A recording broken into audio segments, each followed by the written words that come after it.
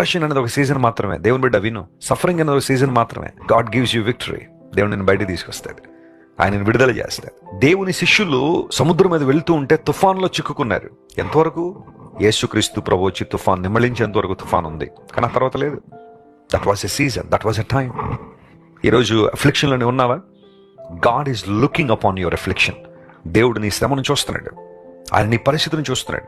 కేవలం చూసి ఓకే అనుకోవడం కాదు, చూస్తున్నాడంటే అర్థం ఏంటంటే నీకు విడుదల ఇవ్వడానికి సిద్ధంగా ఉన్నాడని, నిన్ను బలపరచడానికి సిద్ధంగా ఉన్నాడని, నిన్ను లేవనెత్తడానికి సిద్ధంగా ఉన్నాడని, నువ్వు ఊహించలేని ద్వారాలు నీ కోసం తెరవడానికి సిద్ధంగా ఉన్నాడని దాని అర్థం.